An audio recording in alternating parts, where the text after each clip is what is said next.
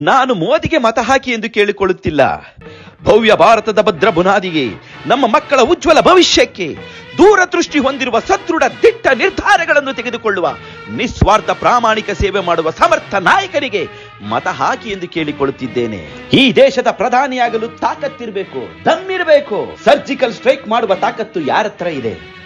Article 370 ರದ್ದು ಮಾಡಿ ಕಾಶ್ಮೀರವು ಭಾರತದ ಅವಿಭಾಜ್ಯ ಅಂಗವನ್ನಾಗಿ ಮಾಡುವ ತಾಕತ್ತು ಯಾರತ್ರ ಇದೆ? ಕರೋನಾ ಸಮಯದಲ್ಲಿ 200 ಕೋಟಿ ವ್ಯಾಕ್ಸಿನೇಷನ್ ಸ್ವದೇಶದಲ್ಲಿ ತಯಾರು ಮಾಡಿ ಎಲ್ಲರಿಗೂ ಅಲ್ಪ ಸಮಯದಲ್ಲೇ ವ್ಯಾಕ್ಸಿನೇಷನ್ ಕೊಟ್ಟು 30 ಕೋಟಿ ವ್ಯಾಕ್ಸಿನ್ ಅನ್ನು ಹೊರ ದೇಶದವರಿಗೆ ರಫ್ತು ಮಾಡಿದ್ರು. ಆ ತಾಕತ್ತು ಯಾರತ್ರ ಇದೆ? ಚಂದ್ರಯಾನದಲ್ಲಿ ವಿಶ್ವದಲ್ಲೇ ಮೊದಲ ಬಾರಿಗೆ ದಕ್ಷಿಣ ಧ್ರುವದಲ್ಲಿ ವಿಕ್ರಾಂತ್ ಉಪಗ್ರಹವನ್ನು ಇಳಿಸಿದ್ರು. ಆ ತಾಕತ್ತು ಯಾರತ್ರ ಇದೆ? ದೇಶದಾದ್ಯಂತ GST ಅನ್ನು ಜಾರಿಗೆ ತಂದ್ರು. ಆ ತಾಕತ್ತು ಯಾರತ್ರ ಇದೆ? ರಷ್ಯಾ ಮತ್ತು ಉಕ್ರೇನ್ ಮಧ್ಯೆ ಯುದ್ಧ ನಡಿಬೇಕಾದ್ರೆ ಯುದ್ಧ ಭೂಮಿಯಿಂದ ನಮ್ಮ ಭಾರತೀಯರನ್ನ ರಕ್ಷಣೆ ಮಾಡಿ ಸ್ವದೇಶಕ್ಕೆ ಕರ್ಕೊಂಡು ಬಂದ್ರು. ಆ ತಾಕತ್ತು ಯಾರತ್ರ ಇದೆ? ಈಗ ತಾನೇ ಮೊನ್ನೆ ನಮ್ಮ ಮಾಜಿ ಜಲಸೇನಾ ಅಧಿಕಾರಿಗಳನ್ನ ಮರಣದಂಡನೆಗೆ ಒಳಪಡಿಸಿದ್ರು. ಅವರನ್ನೂ ರಕ್ಷಣೆ ಮಾಡಿ ಕರ್ಕೊಂಡು ಬಂದಿದ್ದಾರೆ. ಆ ತಾಕತ್ತು ಯಾರತ್ರ ಇದೆ? ಇನ್ನು ಅಭಿವೃದ್ಧಿಯ ವಿಷಯಕ್ಕೆ ಬಂದ್ರೆ, ಕಳೆದ 60 ವರ್ಷಗಳಲ್ಲಾದ ಅಭಿವೃದ್ಧಿ ಕೇವಲ 10 ವರ್ಷಗಳಲ್ಲೇ ಆಗಿದೆ. ಪ್ರತಿದಿನ 28 ಕಿಲೋಮೀಟರ್ ರಸ್ತೆಯನ್ನ ಮಾಡ್ತಾ ಇದ್ದಾರೆ.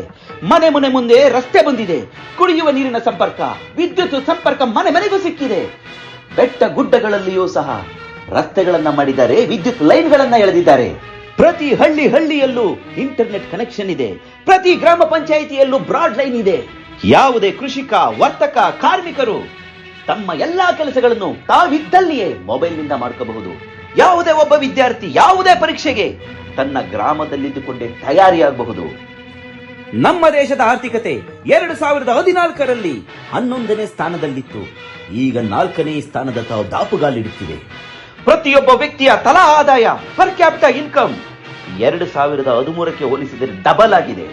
ಈಗ ಮತ್ತೆ ಮೋದಿ ಪ್ರಧಾನಿ ಆದ್ರೆ 2047ನೇ ಇಸ್ವಿ ಅಂದ್ರೆ ಸ್ವತಂತ್ರ ಬಂದ 100ನೇ ವರ್ಷಕ್ಕೆ ನಮ್ಮ ಭಾರತ ದೇಶ ವಿಶ್ವದಲ್ಲೇ ಪ್ರಬಲ ರಾಷ್ಟ್ರವಾಗುತ್ತೆ. ಆ ದಿಟ್ಟಿನಲ್ಲಿ ನಾವು ಹೆಜ್ಜೆಯನ್ನು ಹಾಕೋಣ.